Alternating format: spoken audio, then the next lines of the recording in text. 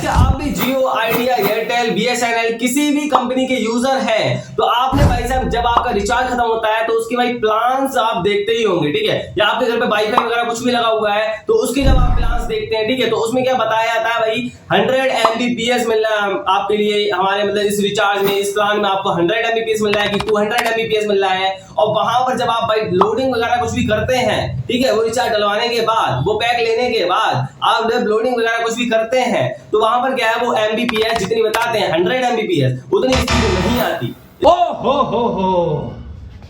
कुछ तो गड़बड़ है दया। सो गाइस जैसा कि आपको पता ही होगा कि कोई भी कंपनी होगी A to Z, her company अपना प्लान देती है, ठीक है, और हर कंपनी ये बताती है कि 80 Mbps मिल रहा है कि 20 Mbps मिल रहा है या फिर 100 Mbps मिल रहा है हमारे इस पैक में, ठीक है, कितने का भी पैक हो, वो आप जब डलवाते हैं तो उतनी स्पीड नहीं आती। यही मेन मुद्दा था ना, टेंशन नहीं लेने का अपू ने। तो इस मुद्दे को भी भाई सॉर्ट आउट करने वाले हैं, क्या मुद्दा है इसके पीछे, क्या वजह है जिससे कि हमारी ये स्पीड नहीं आ पा रही है, ठीक है, 100 Mbps की। भाई फटाक से लोडिंग करनी चाहिए 100 Mbps जब भाई दे रहा है कंपनी तो, ठीक है, स्पीड आनी चाहिए 100 Mbps की, लेकिन उतनी स्पीड नहीं आ रही है। क्यों नहीं आ रही? इसका रीजन ये है कि भाई जैसे कि आपको पता होगा कि जो कंपनी भाई बताती है उसके भाई प्लान में आपने लिखा हुआ देखा होगा, जैसे कि आपको यहां भी शो कर रहा होगा, लिखा हुआ है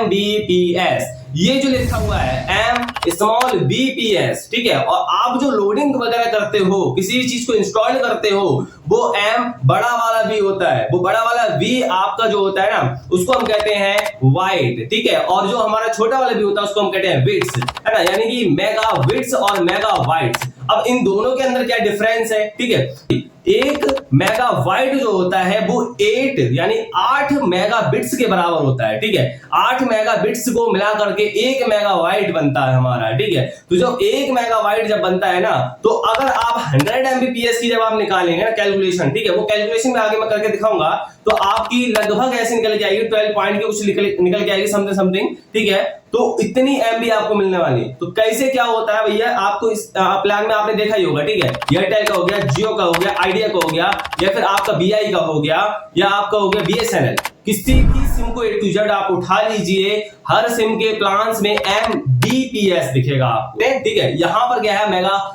बिट्स और मेगा वाइट में आप भाई यूज करते हैं मेगा वाइट में, ठीक है। तो जो भाई आपको दिया जा रहा है प्लान, वो मेगा बिट्स का बताया जा रहा है कि 100 Mbps, यानी मेगा बिट्स भाई उसकी आ रही है, 100 मेगा बिट्स की आ रही है आपके पास स्पीड, ठीक है। मान के चलिए भाई यहाँ पे कैलकुलेशन में आपको करके दिखाऊं, भाई यहाँ पे कैलकुलेटर ओपन कर लेते हैं। अब यहाँ पर आपके लिए क्या करना होगा, सबसे पहली जो मुद्दे की बात है, जैसे कि मान लीजिए मैं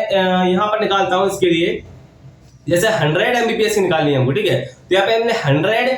डाल दिया है Mbps, जो मेगाबिट्स वाला है उसको मैंने डाल दिया है 100, ठीक है। यहाँ पे 100 डालने के बाद अब यहाँ पर क्या है, मैं इसमें करूंगा भाई